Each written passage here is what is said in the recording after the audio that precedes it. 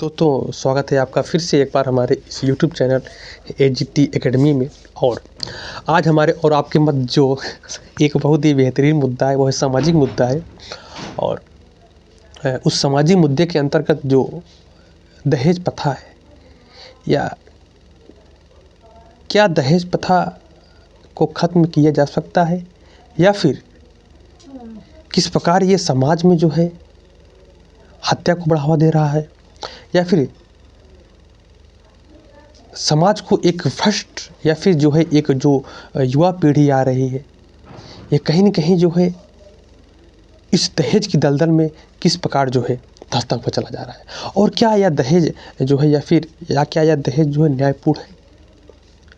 तो चीज़ों को समझते हैं कि देखिए, जो दहेज है, हालांकि आज भारत में दहेज लेना कहीं न कहीं कानूनन जुर्म है, लेकिन क्या कानून बना देने से चीज़ें रुक जाती है? नहीं। कानून वही होता है जिसको समाज ने मान्यता दी है। आपने दहेज के लिए कानून तो बना दिया है, लेकिन कहीं न कहीं ये समाज इस कानून को मानने को तैयार नहीं है। आप कितना कानून बनाइए कानून। इसलिए मैं कहता हूँ ना, समाज में शिक्षा की बात करिए, दहेज स्वतः समाप्त हो जाएगा। आज किस प्रकार इस दहेज की दलदल में कितनी महिलाएं चपेट में आ गई। शोषण हो रहा है दहेज के कारण।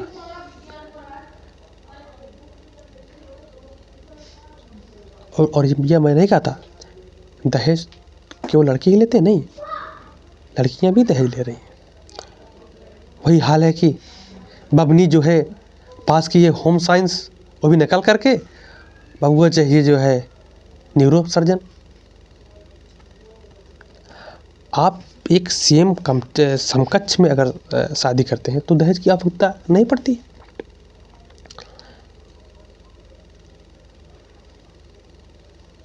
आपको दहेज ले जाना ही बुरा लगता है, लेकिन दहेज देता कौन है? कभी समझा है आपने? मेरा मानना है कि कहीं न कहीं दहेज जो है एक समाज को आज कुछ पीढ़ियाँ धीरे-धीरे सही हो रही हैं, चीज़ों को समझ रही हैं, लेकिन तब पर भी दहेज का प्रभाव बढ़ता ही हमको दिखाई दे रहा है। कि आज इतनी स्थिति गंदी है कि अगर 2 पार्टियाँ आ जाती हैं, जिसमें से अगर एक पार्टी 8 लाख दे रहा है, दूसरी पार्टी 10 लाख दे रहा है, तो चीज़ें 8 लाख कैंसिल, 10 लाख लाओ। आप इतने पैसे के भूखे हैं।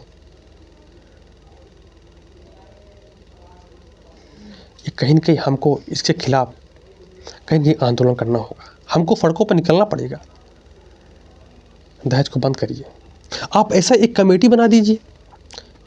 आप गांव स्तर पर, ब्लॉक स्तर पर एक ऐसा कमेटी बना दीजिए जो कि अगर शादी विवाह हो रहा है उसकी जांच करे, लिस्ट दिखाएं आपने कितना पैसा दिया है, क्या कैसा किया है।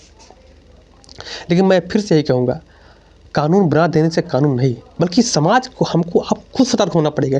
क्या ये चीज़ें सही हैं? ना हम दहेज दें, ना दहेज लें, कितना बेहतरीन रहेगा। ये क्या हमारा ये समाज पढ़ा लिखा समाज है? जो ज़्यादा पढ़ लिख ले रहा है वो अधिक से अधिक दहेज ले रहा है, कम पढ़ा लिखा कम दहेज ले रहा है। आज समाज में यह मानसिकता बन गई है, जो बंदा दहेज नहीं लेता है तो लोग कहते हैं कोई गड़बड़ी रही होगी। सोचिए, इतना गंदा विचार, मूर्खवादिता विचारधारा, सोचने वाली बात है। तो मुझे ऐसा लगता है कि दहेज पर कानून नहीं, बल्कि खुद को समझदारी, व्यक्ति को खुद पर, समाज को, परिवार को खुद समझना चाहिए, क्या यह सही है दहेज? भाई लोग आते हैं, भाई परंपरा चलती हुई चली आ रही है। अरे परंपरा तो बहुत कुछ आ रही थी, पति प्रथा थी, हमने खत्म कर दिया। परंपरा कब तक सही रहेगी? एक निश्चित समय तो होना चाहिए। आज हम जो है 21वीं सदी में आ चुके हैं और आज हम दहेज की बात करते हैं। हम एजुकेशन की बात नहीं करेंगे, हम दहेज की बात करेंगे। बाप जो है बेटी को पढ़ाएगा नहीं, बल्कि उसके लिए जब पैदा हो रही तो पहले दहेज की बात कर, दहेज की व्यवस्था कर रहा है कि मैं दहेज दूंगा। वही पैसा अगर एजुकेशन में लगा तो क्या गलत है? ये एक सोचने वाली बात है। तो मुझे लगता है समाज को कहीं न कहीं इसके प्रति कहीं न कहीं जागरूक होना पड़ेगा।